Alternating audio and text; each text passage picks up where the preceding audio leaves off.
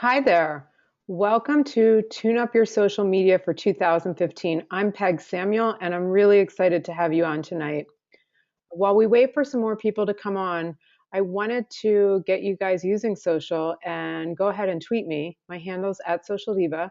Would love to hear from you what you're hoping to get out of this evening and or what you do. So go ahead and tweet me. We're waiting for some more people to come on the line, and I'll share some of your tweets. Great. Someone wants to learn about getting more likes. We'll definitely cover that. More followers, absolutely. Getting and activating the right kind of engagement with my followers. I love that.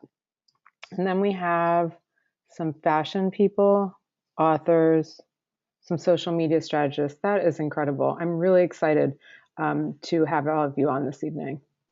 So let's go ahead and get started. Again, I'm Peg Samuel. For those of you that don't know me, I'm an adjunct professor at NYU where I teach media relations present and future.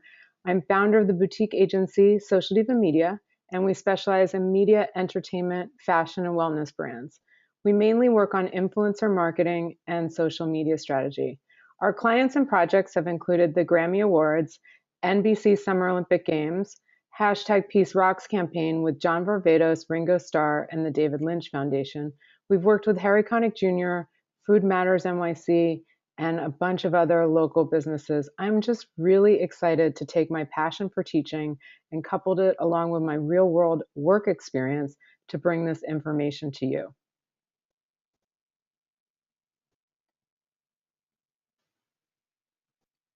So announcements. I did this before the webinar. I just suggest this to you guys too. Turn off your cell phones, anything that might distract you, like email, um, email, any kind of like buzzers or stuff like that. It's just great to have things not distract you while we're going on. And just so you know, at the end, we're going to have the Q&A. We're going to have a lot of great material to cover. So I want to make sure we get through the whole thing. If you do have a question along the way, though, please put it in the chat area, and I'll see if I can get to it. So the topics to be discussed tonight are auditing yourself on social media, Facebook and Twitter basics, how to utilize brand influencers, and time-saving tools. So basically, when we talk to a new client or a prospect, we hear a huge, hey, I don't have enough time. I don't have enough time to do this. I don't know how to get it in my busy schedule. How can I possibly fit social media in? But at the same time, they know it's important. So that's why they're talking to us. Another thing we hear right next to the I don't have enough time is, am I doing it right? Part of that couples back into time. If you think that you may not be doing it right, then you're going to think you're wasting your time. And that's something that people don't want to do. But then the other thing really about, you want to make sure you're doing it right. So that way you're effectively getting the word out there and what you're going to send out to people. So that's what I'm going to show you today. Another thing that we hear from clients is, I don't have a huge marketing budget. So they don't want to just and even if they have a marketing budget, nobody wants to just throw it away. They want to be strategic about how they're spending it. So I'm going to show you some cost-effective tips today, as well as some free ways to market.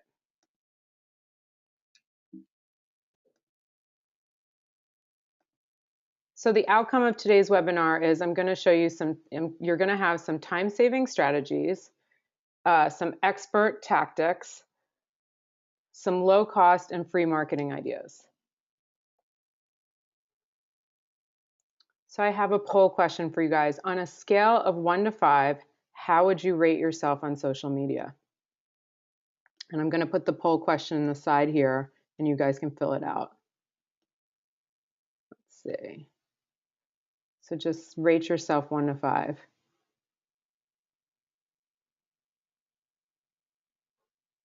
This is great. We have a lot of threes and fours. It's exciting. We have a lot of every number, but it looks like we're averaging out in the 50 percentiles at threes. But I'll wait just another moment or two, and then I'll share these results with you. great. Share results. So you guys should see the results here. So about a little over half of you are out of 3. So hopefully after tonight, you can put yourself a little bit higher. So I just want to double check that you guys can see my screen again. If somebody can hit me up in the chat box if you can see auditing yourself on the computer. Excellent. So we're going to talk about auditing yourself on social media. This is a really important way to see, are you doing it right? How can you best be doing it? So the first thing you want to do when you're auditing yourself is back to your business. And by the way, when I'm talking business, I'm also talking personal brands. So whether you are working for a company, have your own business, or even yourself on social media, you can consider yourself a personal brand. So for example, me, Peg Samuel, if we're talking my target customer as me as a social media expert, then it would be people interested in social media, business, entrepreneurs, things like that. It might be different if it's one of my clients, of course, and or my company as a whole. So I just wanted to say that, so in case some people are on there where they just do their own, that you can take some learnings away for yourself. This can even help on job searches, just presenting yourself really well online. So when you audit yourself or you audit your own business brand online, you say, who is your target customer? And sometimes we'll hear things really broad, like all women or all men, everybody. And although that could be right, that everybody could use your business or service, or all women can use it, in terms of marketing, you really want to hone in on your messaging. So you want to hone in on your audience, especially on social media. So I'm just going to give you an example. So say you are a women's exercise clothing, and hey, all women, lots of people exercise. Say you only make them for women, so it's just women. You could probably say women between 17 and 50. Well, that is not what you want to do, because you want to hone in on who your target market will be within that range. And or you can put out different messages for the different age groups. So you want to really think this through too. In the fitness clothing example, hone it in for an age range. Even think like, what is it that they'll be doing? Are the clothes for running? Are they yoga? People wear yoga clothes even just running errands these days.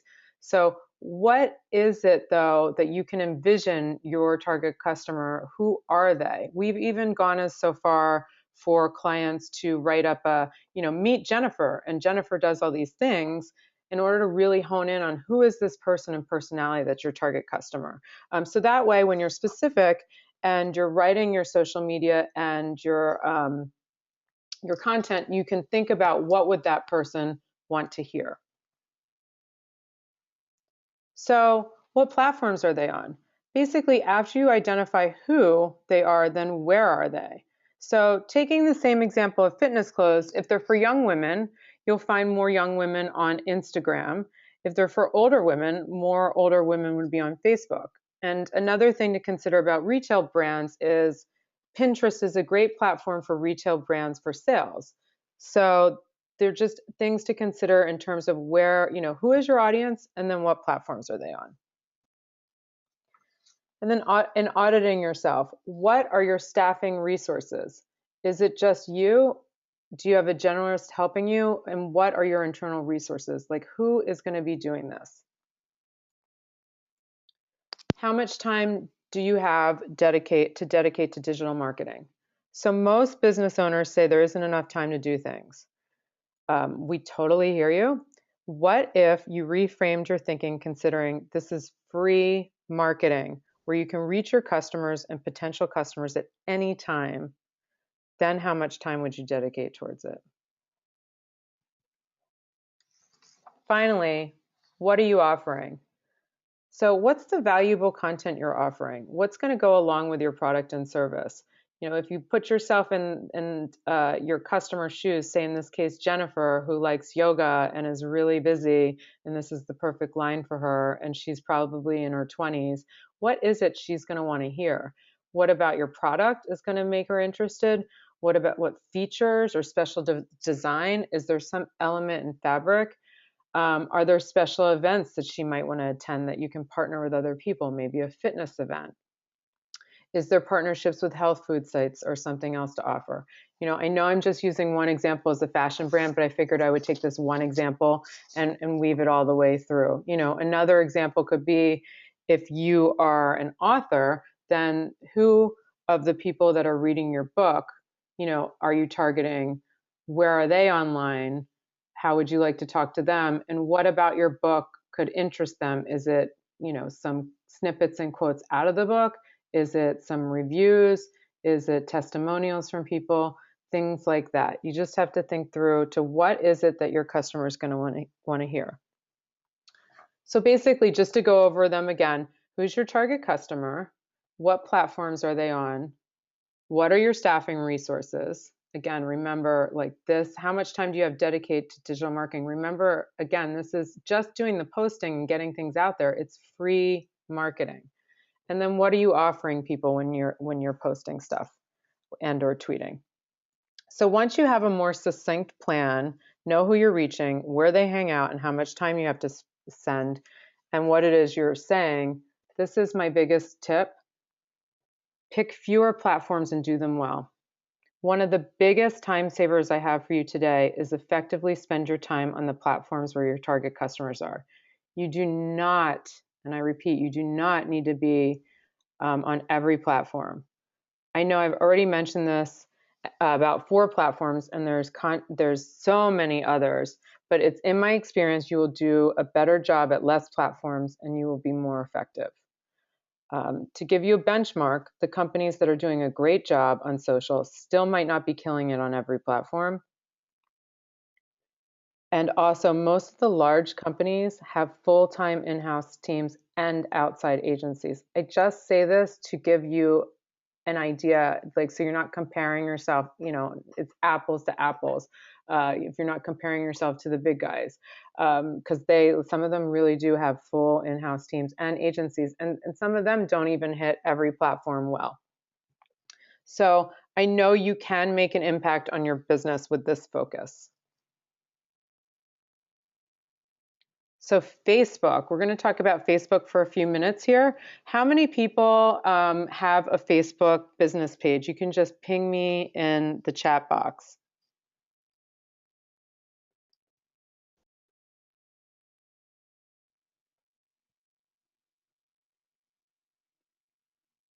Awesome. That's exciting. Okay, good. I'm really glad. So we're going to go over some stuff with Facebook right now. So basically, just to read this slide, 80% of social network users prefer content to connect with brands through Facebook. Brands should have a Facebook page set up for fans to engage with. Merely having a Facebook timeline is not enough. It needs to be reliably monitored as well. Garnering likes is important, but getting the right type of likes is more crucial to expand the reach and generating new fans and or potential business. So when I'm talking, like I said before, when I'm talking about brands here, I'm also talking about personal brands, authors, entrepreneurs, celebrities, and the like. And again, I know this is a mouthful, but I just want to reiterate that garnering likes is important, but it's the right kind of likes you want. Like, you don't want to go out there and buy fake likes or run advertising and get the wrong people just to have higher numbers. It's really more important for you to have people that are interested in your brand, that'll engage with you and your brand. So that's what you want to do on Facebook. Now, still, even so, I just said that you want the right kind of likes, and it's better to have an engaging audience and all that. This is like we get this question even before, almost after we've said hello with some clients. How do I get more likes? How do I get more likes? So, everybody wants it. And it's like, really, again, it's about the qualified likes. So I'm going to talk to you right now about how we're going to get them. So I mentioned valuable content, and we'll actually get into this deeper on the next slide. But basically, when you're thinking about your target customer, and as I said already, you just think about what would they like to hear from you. Do you have news? Do you have offers? Do you have insight?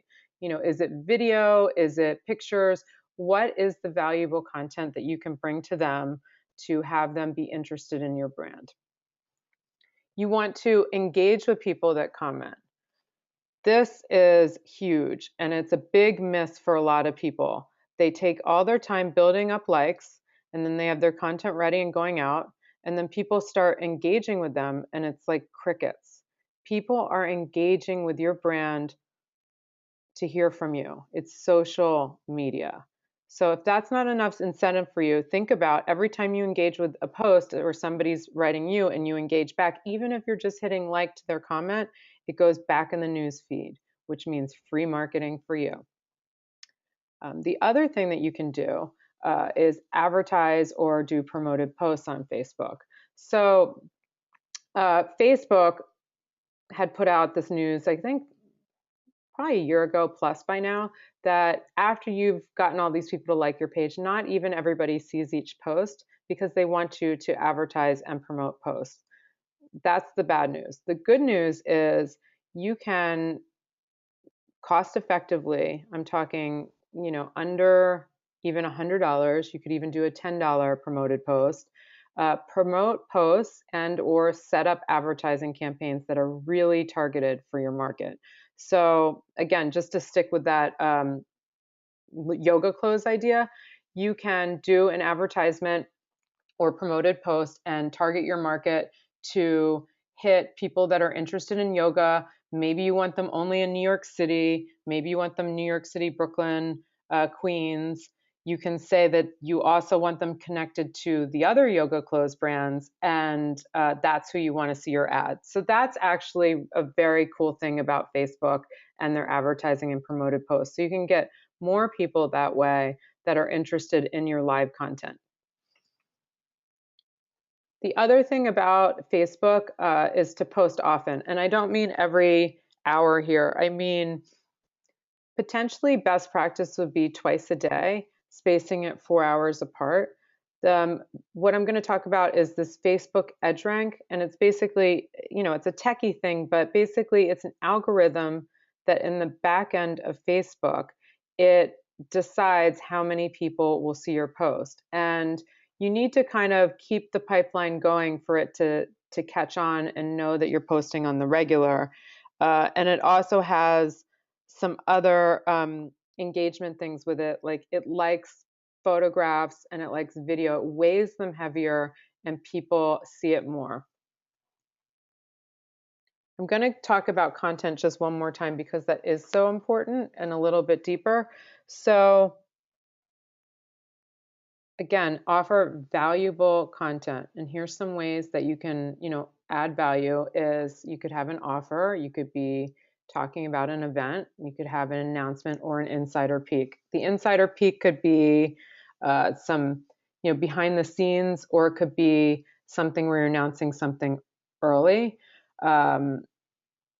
Keep posts short and length. This is really important. So this, by short and length with Facebook, is I mean about 2 sentences. So not overly short, but not, too long. Like definitely don't be writing a huge paragraph or two. Just think about it. It's everybody's attention span is now shortened with all these things going on. Facebook, you get a little bit more time and as much space as you want. But the idea is to keep it short within 2 sentences.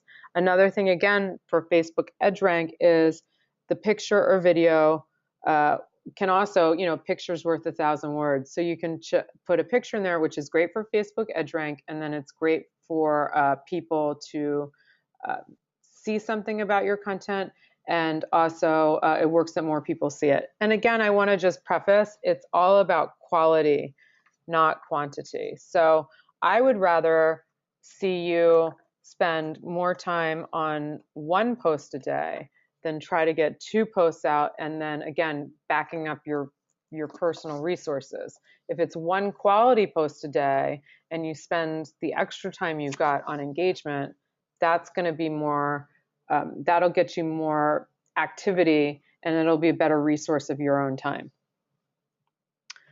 If anybody, I'm going to take questions at the end. However, if anybody wants to put in the text box just so it's there, any questions on Facebook, I'll definitely take a look at them on the way. But I'm going to move ahead and go to Twitter right now.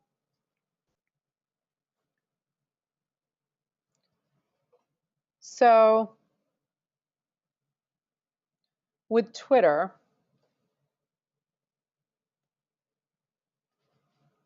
the Twitter best practices. So again, Twitter is the standard for real-time digital conversation. Twitter not only provides a means to share news and content with the user base, but it also provides a platform to seek out and engage influencers within a target community, field questions and queries from existing and potential customers, and generate leads for potential sales. So what all this means about Twitter is it's a place where you can engage with anyone, especially your target audience. So this is meaning engaging with anybody. You can engage with virtually anybody. Almost everybody's on Twitter. We've gotten some press for clients via Twitter, and it's a great place to announce promotions, and it's really a great resource because you can really get in there and make some relationships happen in Twitter as well. So I'm going to just give you 7 tips for Twitter. And again, this is, if you're a brand or a personal brand, you want your page to look professional. The cover photo and profile pic look professional. If it's a brand, maybe the profile pic is the logo. The cover photo, if it's not, it doesn't need to be the logo, but it's something that conveys the message of your brand. That your tweets are relevant to your readers, and your readers, again, being your target audience. It's great to have your tweets be less than 120 characters. So in Twitter, it's 140 characters is the maximum. Our suggestion is to have them less than 120 characters, even including URLs. So that way other people can retweet you with ease. So a lot of retweeting, I know for myself, if I want to retweet somebody and it says it's over the maximum characters, say I'm in another tool than Twitter, I will abandon retweeting. So that person is not getting my free marketing. The next tip is an old tip, but I'm just going to throw it out there. Do not use automatic direct messaging on Twitter. Basically what that is, and I haven't seen a lot of it for a while, and it's definitely a best practice not to use it because it's very spammy. Basically when you can set it up, and I'm saying do not do this, but what it is you can set up Twitter to auto-respond to each person that follows you. Thank you for following me, and whatever message you have. People now consider, it was good for like a minute back in the day, but now people consider that spammy, so don't do it. Again, engage, so respond to your followers. If people are writing you on Twitter, you really got to think about it almost like it's a public text. So if somebody's texting you, even in private, you respond to them. You think about it that way. If somebody's responding to you, writing you or tweeting at you, then you want to respond to them. The more you engage with people, the more interesting it becomes, and people will retweet you and get your message further out there, and you'll find that you're getting more followers just organically. The 6th tip for Twitter is don't start your tweet with the @ if you're trying to broadcast to all of your followers. So you may have seen on Twitter where people put a period before the @ symbol and then write the tweet, and that is perfectly great, and that is exactly what they're trying to do. They are trying to write the tweet. They might be starting it with the handle, like you might be saying, @Social Diva is having this webinar tonight. but you're wanting to tell other people about it, you want to put a period before that, unless you're just writing me. Therefore, you'd hit the @ Most likely, if you're writing just me, though, I'd be notified to get it whether you put the period or not. The technical part here is if you don't put the period or if you start with the @ sign, only people following the person you're tweeting and yourself will see that tweet. So if you're trying to broadcast, don't start with an @ And then use hashtags wisely. And I'm going to ask one more poll question here. And it's rate your comfort level with hashtags.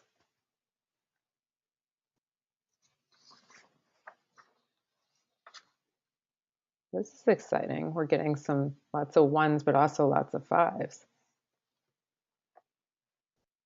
Almost nobody's middle of the road. This is really fun.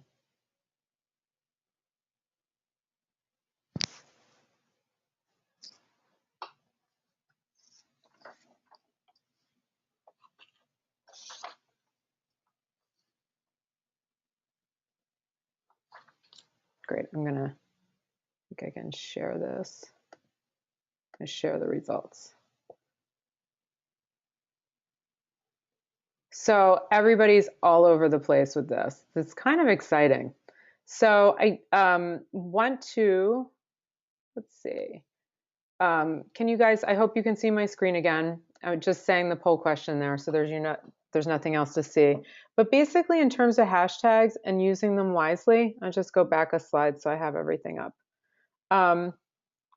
When you're doing Twitter, using hashtags wisely means one of two things. So you can use a hashtag. What a hashtag is in Twitter is it's a searchable. It makes it searchable. So, for example, today there was, with the storm in the Northeast, there was a hashtag trending for a few days now. Hashtag blizzard of 2015. So if you want to get in that conversation, no matter who is following you, you use that hashtag with your tweet and say whatever it is you want to say. If you want to see what other people were saying of the blizzard of 2015, you just simply type it in as a search in Twitter. So you can see that the interesting thing about it is it's a trending hashtag, so you can jump into a big conversation about the storm. You can see what other people are saying, and then just anybody can see what you're saying that is also looking at that. So that's one example of how you can use a hashtag well. As a brand, if you're Home Depot, jumping on that would be really smart. And some other businesses like that. Now, if you're a personal brand or an author, if that may or may not have something to do with you, but Twitter, you can be fun and show some of your personality as well. It doesn't always have to be so obvious, like that Home Depot example, or you could tie it in fun to your brand. Maybe I didn't do this, but I could have said something like, today I could have done like, blizzard of 2015, you're not out and about, so tune into my webinar, something like that. I could probably be a lot more fun with it if I wasn't just riffing. But that's one way you can jump into conversation with hashtags. Another thing that, when I say wisely, is that you can, say you're a health and wellness company, and you're tweeting away, you can use some hashtags that go with your brand that make sense, like gluten-free, or hashtag gluten-free, hashtag healthy, hashtag quinoa, or hashtag kale. Those kinds of hashtag would make sense for your tweets. Now, the idea with wisely is to just maybe 3 maximum. You don't want to overuse them, but it definitely is really handy to use them because this makes it searchable. So other people can potentially find something. Like, example, if somebody's looking for a quinoa recipe and you've hashtagged quinoa, then somebody can potentially find your tweet and your brand. And I guess the third use for hashtags that you'll see a lot for some of the novices out there is a lot of people will use them just to make a point or have fun with it, like just making some super long hashtag, and it's really just almost for comedy and to make a point. And those are really fun too. So ideally, you want to do the ones that are right for you and your brand, and just do 3 max at the max. So if you have any questions on Twitter, queue them up. Definitely, if you want to hit me up in the chat box, I'm open to that. But I'm going to move on to marketing with brand influencers. So marketing with brand influencers is a way that you can utilize your friends and others for free marketing for your brand, product, or service. So everyday people have influence. I grabbed this research information from Socialnomics by Eric Qualman. And basically, it just does this in a snapshot. Did you know 93% of shoppers' buying decisions are influenced by social media? 90% of consumers trust peer recommendations, and only 17% trust advertisements. So for that, you may want to spend a little bit of time here over even advertisements. And it will, depending on the program, of course, cost you less. So what is, influencer marketing or a brand influencer's role? Basically, their powerful impact on potential customers. They represent brands while driving word of mouth marketing. They embody the brand's target market. They could be a visionary or a spokesperson, and they're well known in their communities. Again, just to take it all the way through the yoga wear. If you were a yoga wear company, you could think of what yoga people are, yoga stars that have great followings would like my brand, and maybe I can give them something to try out, and they'll talk about it online because people know them for that, and then they would be excited to hear about anything that they're wearing.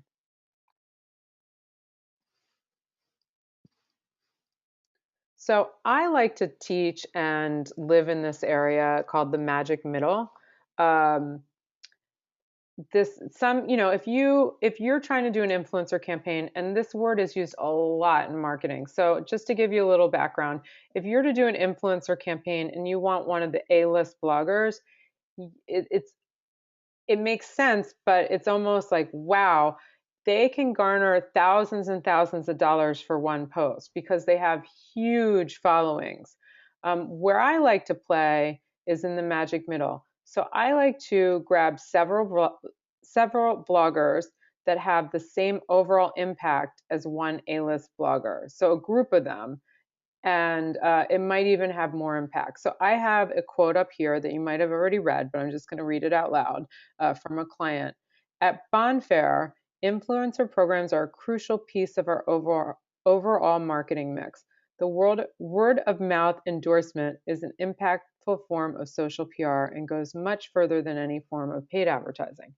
Working with Social Diva Media on this program was ideal. They are creative, savvy, and connected in all forms of integrated marketing.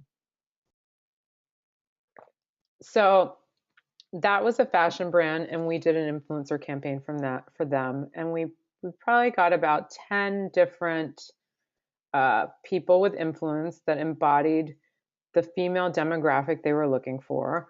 We got them product, and they posted about the product. So other people were seeing these great products and hearing about this great brand from all these different women, and it really made an impact to drive the bottom line. And she was very excited. Thus, we got that great testimonial. I'm going to show one more case study. So we did and this also helps you hopefully get your mind ticking. Like, what can you do for your brand? I know I've been giving a fashion example along the way just for continuity. And that last one was fashion, but this one is a case study around a social good campaign. So the hashtag Go Red, we just did a portion of this activation for the American Heart Association. So the idea was for us to get the word out about heart disease during the month of February. And then specifically what we did, part of it was to get this, get this hashtag trending, just the Go Red hashtag. But we really wanted some messaging as well, and I'll get into that. So we looked at who do we know that would embody this target market that would absolutely send out something for us on Go Red. And this is just, I'm in this. My friend Latham Thomas at Mama Glow, Kristen McGee, fitness guru, Dina Manzo, Carrie Kam, author, Jen Groover, empowerment speaker, Patricia Morano, fitness guru, Donna Sonkin, holistic health counselor. So it's a nice cross section of women, although fitting the idea of that they fit within the demographic of the Heart Association and health and wellness, and they are people that others look up to. So we approached all of them. This is just a snapshot, and maybe 10 more, and asked them to spread out the message about the Go Red. We also, on our end, pre-wrote some tweets and information for them. So, so these are examples of the posts. Our goal was to either say something about the disease, wear something or have something red in the picture, but absolutely have the hashtag, so the hashtag would start trending. And how we made it easier for some of the influencers was say, here is, hey, would you like to tweet? Okay, thank you. Here are some tweets for you to choose from. And you can, of course, brand them towards your own messaging. So, for example, you see Dina's, that was probably pretty similar, and maybe she changed it up a little, but we offered her this tweet, and here's some information. So that way, what I call it is swipe copy. She can swipe it, copy, and paste it. Melanie's mom had died of heart disease, so she made her own, and of course used the hashtag. Tara Stiles did, she's also known for knitting. She's a yoga person, and so she had the red yarn. And I threw on a red dress, and I believe I took one of our stock, swipe copies, and then put it up there. And at the end of the day, for our portion of the influencer campaign, I think again, it was a portion. We ended up with maybe 10 or 15 influencers posting, but we had over 2 million impressions. And we did this without, of course, it was a charity, but this can be done with products or services. You saw that Bonfair gave us the great testimonial. An example with a product or service, you might want to give out some products. Say again, just to throw the yoga line all the way through. I said this once, but if you're a yoga line brand and you want a yoga celebrity to talk about it, then you can give them some product to try out, and then have them, that way they can use it for the pictures, and then post and talk about it authentically. So I'm going to move along to tools and resources. So I want to also share with you that this last section is huge. Like at NYU, I teach a 2.5-hour class just on this topic, and then there's a whole semester course on this topic, so it can just get bigger and bigger and bigger.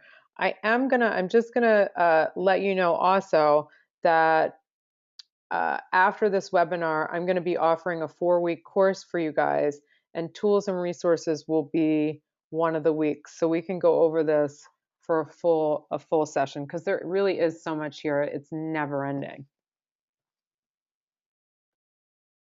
So for tools and resources, the things I'm just going to cover the basics right here, because I could literally spend an hour on each one of these tools.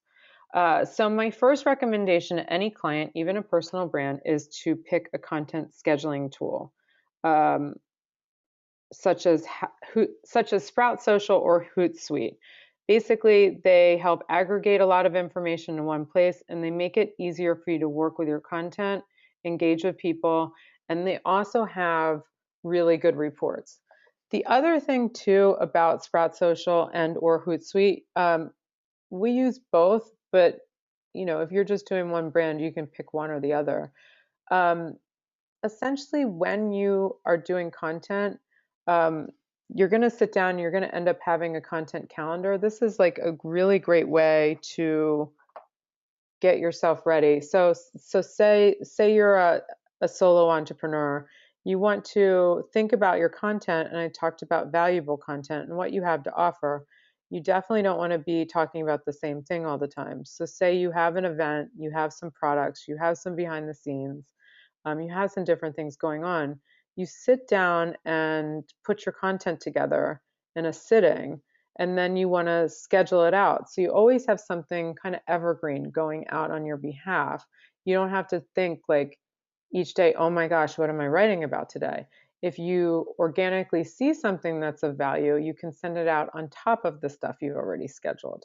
And this also leaves you free to engage because, again, as I said, you want to engage with the people that are writing you. So therefore, if you think about your content all at once and you're scheduling it in advance, it gives you time in your day-to-day to then go in and try to engage with people. So I'm going to give you another trick with Hootsuite, but I'm going to move on to just say that these two platforms are these two tools or platforms are really great for content, for aggregating, for all kinds of things. So you should definitely consider using one of them. In addition to those two outside tools, I really love to see clients, and yourself take advantage of Facebook Analytics and Twitter Analytics. So essentially, both of them are free, and they give you detailed information on your audience posts or tweets.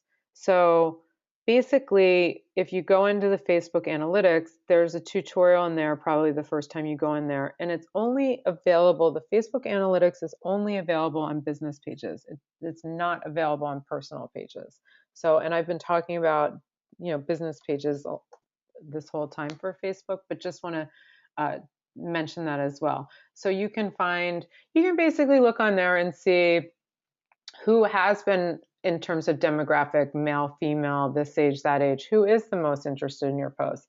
Also, once you've identified who your perfect customer is, you want to see if who's looking at you is in alignment with that. Whether you want to pivot and make your target customer different in terms of your product, or do you want to pivot your content and really make sure you're speaking to your target audience that you're wanting to speak to? Twitter Analytics is the same way. It basically shows you lots of information on your tweets, what's being more retweeted, where are people coming from. Again, I talk about this and I barely scratch the surface in 2.5 hour class at NYU.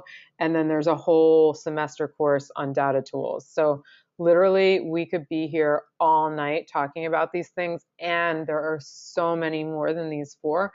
But I definitely just wanted to get you, the absolute must basics, that these are the great ones to have.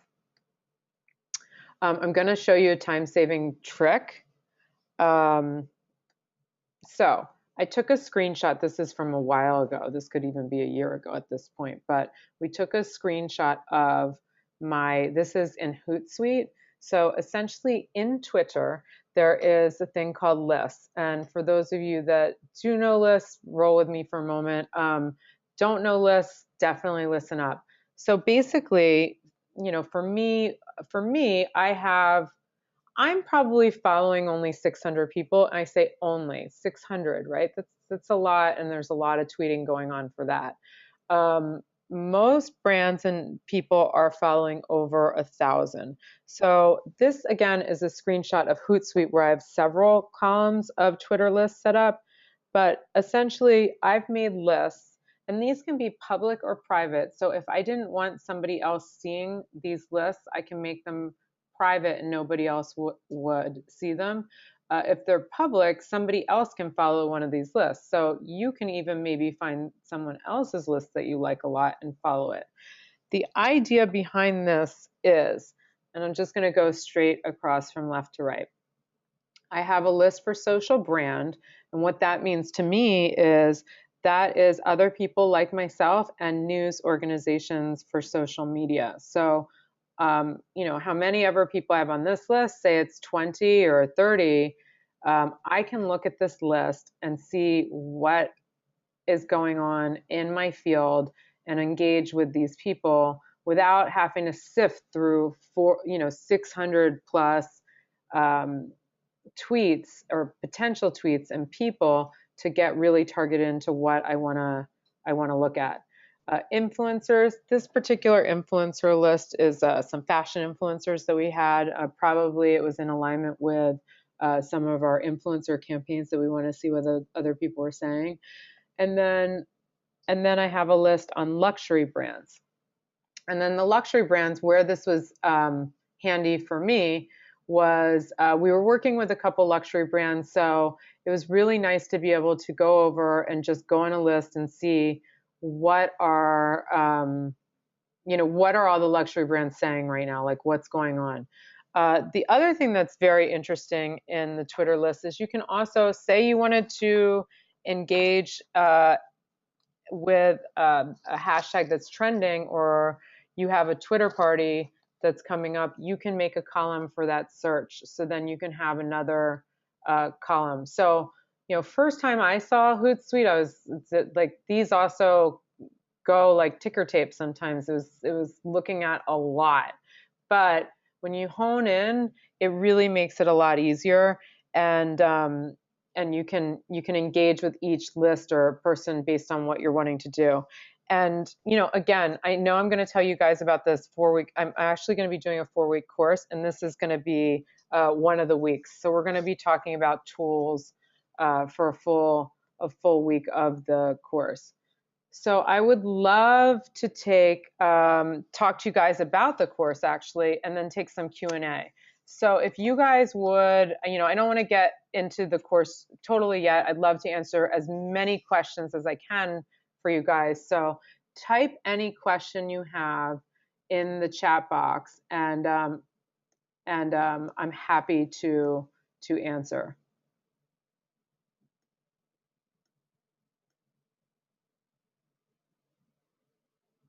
Let me see. Type your question.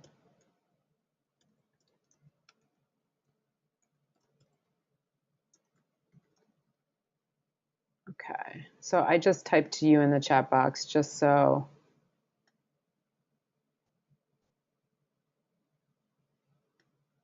Great. So somebody was asking about influencers. So basically it's how do you organize them? How do you get it together? How do you come up with your messaging? So influencer marketing, I look at it as, a marketing campaign. So essentially you have a time frame, say with the fashion brand we work with, they had a soft launch and then a hard launch, meaning they were not publicizing it huge. Say it was like, I think September was a soft launch around Fashion Week, and then they were going to go big for Christmas. So we knew that we would line people up for September, and then again, we made the plans in August. We reached out to all the influencers in August. We got their buy-in in August. We decided what is it we're going to offer them, and we got them ready to what are they going to say to people. We pre-wrote content for them. We got them really educated on the brand, and then they knew go time was in a certain window. So we try to make it, especially when it's just say you're just giving product or you're just asking somebody to do it for you. You want to make it as easy for the person. As easy for the person that's going to be doing it for you, for them. So as easy as possible. So you want to do like swipe copy. Give them pictures, whatever they want. So it's easy. And as much as you can think about in advance is a really good idea too, because you don't want to be scrambling for stuff after you've launched. If you really want them all posting around the same time. So I want to just ask you, so I'm going to get into that we're going to be doing a course. I'm going to be offering a 4-week course so we can we can keep in touch. And I wanted to see, you guys can just put it in the chat box and just say, who would be interested in taking a 4-week course with us. That's awesome. I'm getting a lot of yeses. And then we've got a lot of questions here too. Great. So I'm going to answer as many of these questions as I can. Let me just quickly talk about the 4-week course. And then I'm also going to put a URL in for the course itself. Let me just type that in. The URL to sign up for the course is http://coaching.socialdivamedia.com. So I just sent that to you guys. So I want to talk about the course for a minute. The course is going to be a 4-week course. It's going to be, I'm going to show the slide with the dates, but basically the next 4 Tuesday nights. We will have it recorded, so if you miss a night, you will get a copy. But just to talk about what will be in the course, we're going to go, first week is Facebook analytics and ads. So we're going to go deeper into Facebook analytics, where you can see data and engagement on your audience. Plus, I'm going to go over more best practices, content scheduling, Facebook boosting your posts, and again, advertising. And the next week will be, week 2 will be Twitter analytics and ads. It's an entire class on Twitter analytics. We're going to cover more best practices, more about the hashtags, and how do you get more followers on Twitter, and the right followers. You don't want a bunch of people from another country that aren't interested in your brand just so you have higher numbers. I promise you. The third week is going to be data tools, where I'll go over things in more detail like Hootsuite and Sprout Social. We'll talk about creating your own content calendar. I touched upon that tonight. And then we'll talk about how to best schedule your content so content's working for you.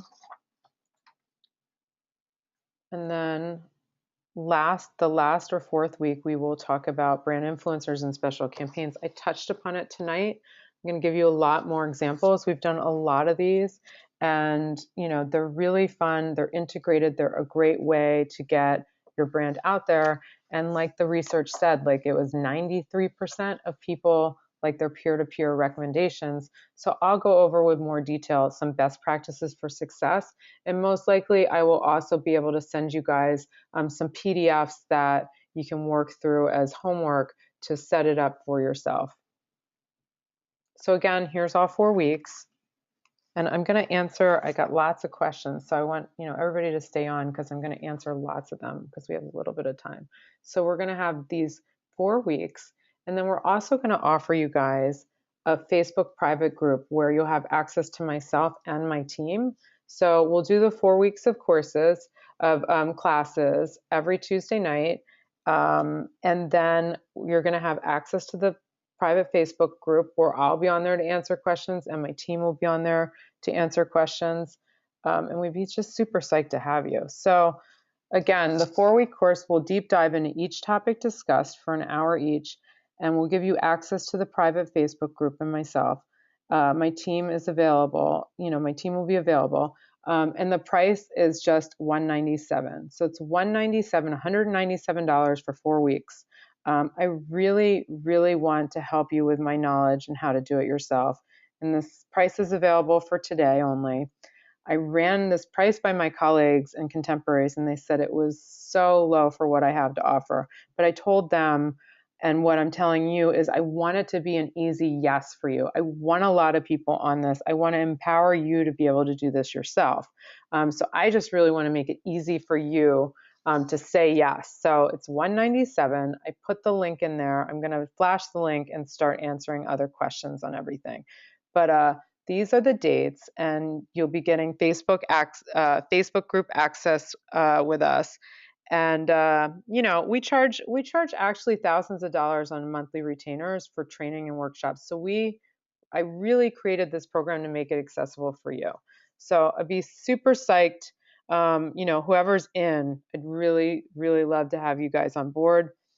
And again, this is the whole program. I'm going to start answering questions, but Facebook Analytics, Twitter Analytics, data tools, advertising, brand influencers, special campaigns you'll get in the Facebook private group, access to my team. Here's the URL that should take you to buy. I would love to have as many people on this as possible. And I put the URL in the chat. I hope that came through. I'm going to go into some more questions. Let me just move this over so I can see it a little bit better.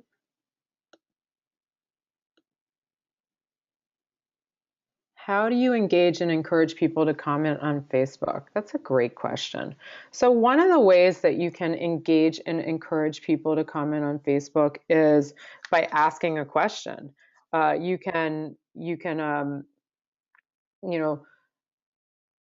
ask them a question in regards to your brand to get more engagement, timely, relevant, that kind of thing. You can also do it with, fun pictures, just something you always want to think about. What is the post that your target market wants to see? And, I also, again, just to reiterate this, I'm a firm believer in engaging with your audience if they've said anything, to not just hit like, but also reply to their comment.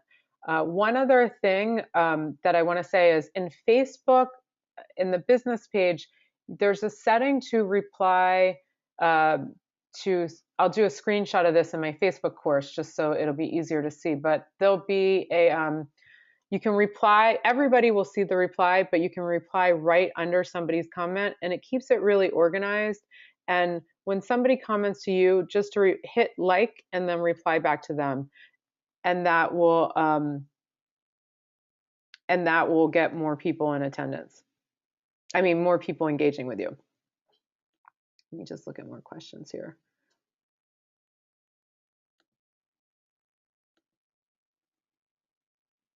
What's the difference between impressions versus engagements? That's a great question. So impressions are how many people can potentially see a post.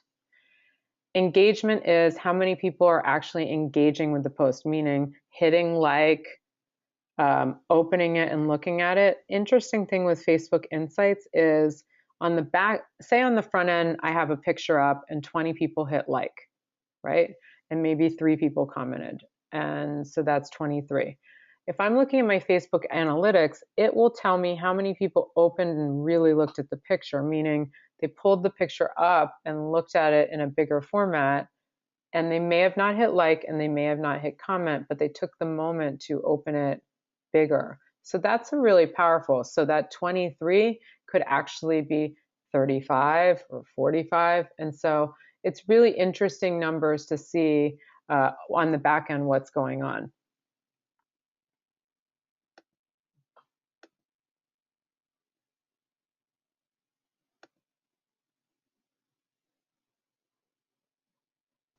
Okay. Let's see. Do you think, oh, this is a great question. So do you think it's smart to post Instagram posts on Facebook, or should you keep them separate? We like it actually because Facebook owns Instagram, so there's no penalty with Facebook EdgeRank.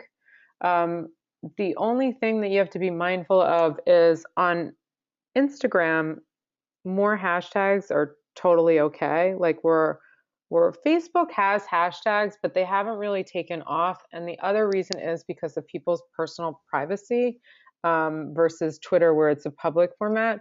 So most likely, if you're doing an Instagram post, you're doing some hashtags. You may be doing more than even somebody would do with Twitter.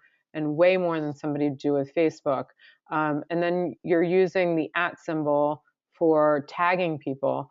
Those do not translate over to Facebook. So as we're actually okay and like a post to also from Instagram to go over to Facebook, and it's kind of a time-saving tip. The best practice would be then to go over to Facebook and just edit, hit edit on that photo or post and have it. Well, I guess it's going to have a photo in it because it's Instagram. So that post with the photo, hit edit, and then just change your text to be best practices for Facebook. So it could be tagging other businesses on Facebook that you were tagging on Instagram, that it looks clean.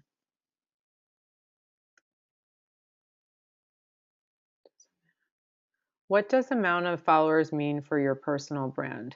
So I'm not sure if this person means, there's a specific number or if there's a target number, but basically, what I think is just having the right followers is important.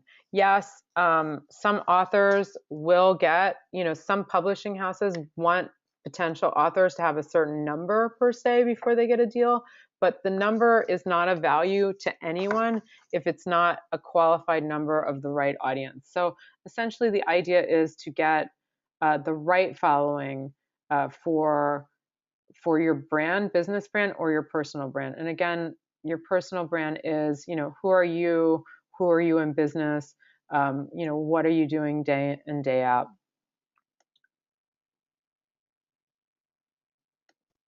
How is Hootsuite different from TweetDeck? So I haven't used TweetDeck in a couple years, but they are very, very similar. So if you're using TweetDeck and you're already familiar with it, I'm 99.99% positive it's the same thing. So you're good to go. Can only business accounts access Twitter analytics? No, anyone can access Twitter analytics. I can access them as a person. Sometimes the access, it's in a drop down in Twitter, and sometimes it is buried in Twitter ads. So essentially, you don't have to advertise to get them, but sometimes you have to go to where it says Twitter ads, and you don't have to put a credit card in. You skip that, and then you can see the analytics. So in some people's, it's a little buried. So it just, you can go in through there. Will the course be on CD? Thank you. That's such a great question. For now, we're just offering it live for the 4 weeks. Again, if you miss a week, we will definitely send you a recording. I've kept this slide up so you have the URL to sign up, and I'm super psyched to see some people have already signed up. Like, this is going to be really fun, and you're going to learn a lot. I'm not sure yet whether we're going to package it into something you can buy later. So we really just love to have you on the free, on the live event for the 4 weeks for the 197. Should you use brand influencers to help with a crowdfunding campaign? Yes, yes, yes, yes. So we have done crowdfunding campaigns in the past, and for those, just like I was saying with the fashion brand, where it's like, okay, Fashion Week and Christmas, and you've got timelines. So crowdfunding campaigns via Kickstarter, or the other ones, you have to have your brand, your influencers set up in advance. So it's like a really, really great way to get the word out about the crowdfunding campaign. You really need to have them ready to go. So having all those conversations in advance, telling them you're going to send them over the tweet or Facebook post or whatever, and then you have to follow up with them to make sure they get your information out as it goes live. Because also with those crowdfunding campaigns, there's a timeline that there's a big push with it, and then it kind of drops. So they're a great way to amplify that. I'm just reading the questions here.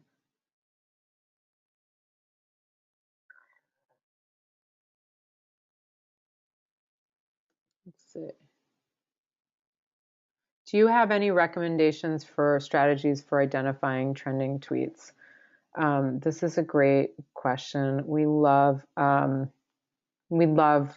watching trending tweets. Um, so essentially, with us, we're on the computer a lot, and say you're on the computer a lot. We really will go over to Twitter and keep checking it out and just see what's trending. Like we will see a lot of news breaking from what's trending.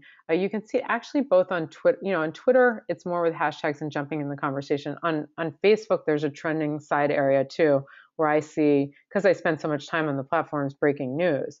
So essentially for identifying trending tweets, you'd be on the Twitter platform, and then there's just, depending on what page you're on in your platform, it'll either be showing on the right or it'll be showing on the left, and it'll just say kind of what's happening.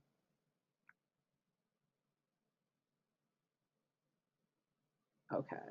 And then one more question on Facebook business pages. I'm just trying to understand it. Is my Facebook business page, which is connected to my personal page, taken seriously, or should it be totally separate, standing on its own entity? I'm just going to guess that this is a person's personal brand. So it's been kind of tough for people with personal brands to keep separate your personal Facebook and your business Facebook, because people want to be friends with you, the personal brand. So once you have the two pages, you have them. It's where you need to decide what content is going out on each one. So for example, with myself, I have Social Diva, the page. Some people sometimes call me Social Diva. So that is a business page. But also people on my personal page know me as a social media person. How I could separate them more is not be posting a lot of stuff about social media on my personal page and just keep it personal. It's very tricky for different people. I've had friends where they've abandoned their personal page and just started posting everything from their business page because their life was that open and or they're that mindful. Facebook also lets you get to the max on your personal, and then you can flip it to celebrity personality page and keep those 5,000 people, but you don't keep all your posts. So it's a very tricky question. You each, meaning that each one is identified strategically based on the what's going on for you. So I tried to just answer that broadly for you, but it's really hard to do because it depends on each specific case. Any other questions from you guys?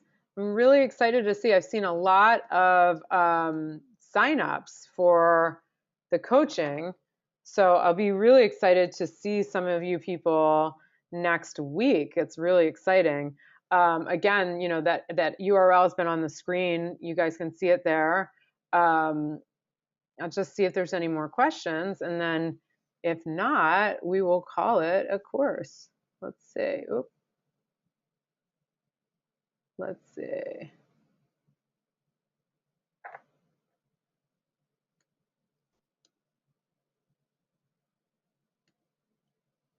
Ooh, I'm going to answer two more questions and then we're going to wrap up.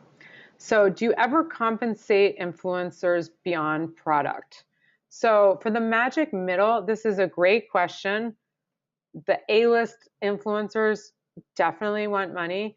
The magic middle could want money too, and they're just as valuable for having cash. Ideally, if we could do it with product, that's going to be the most cost effective. So some people do, want some sort of compensation. Of course, for the cause marketing campaigns, that's not the case. It's about the charity. So that one's an easier yes, and we don't, compensate people for that. But some influencers are known and they work really hard to do their audiences, so they are worth it. So it's just a matter of where you're at. If you have some product and some budget, each person might be different depending on how much you really want them, representing your brand for you. This is a great one. And I think one more about the course. Are these the only dates for the course? Yeah, for now, this is the first of the courses. So we are doing them on this. Let me put that slide back for a second. On these days, I'm trying to get this course in before my semester starts at NYU. So basically, this is it. Like, I'm doing the 4-week course, and then I start at NYU that last week, and then I may have a course after the semester's over, but for now, this is it. If you can't make the dates, you will get a recording. I mean, the only difference with that is you're not in this live environment, and you won't be able to ask questions live, but you will be able to ask questions on the Facebook group. So, even though you might have to watch a recording, you'll still be able to engage with us that way.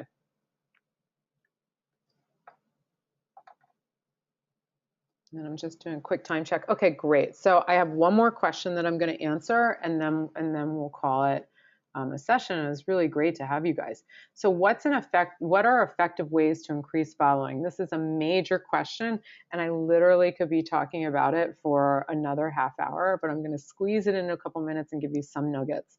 So an effective way to increase following is to really get on, do valuable content. This is almost wrapping this up really nicely, actually. Thank you. Take these best practices, have valuable content, things people want to hear, engage with people, use the best practices around hashtags. Again, keep engaging, have interesting content that people want to say. I know I just said it like 6 times. Another thing is this influencer thing, have relationships with other people where they will spread the word for you. We have some super fans that will spread anything for us, and we don't have to ask. If I post something, I know that the word is getting spread among some people, and that's pretty awesome. Another way to effectively increase followers is through the advertising. And getting really targeted and specific on that. So I hope that is helpful.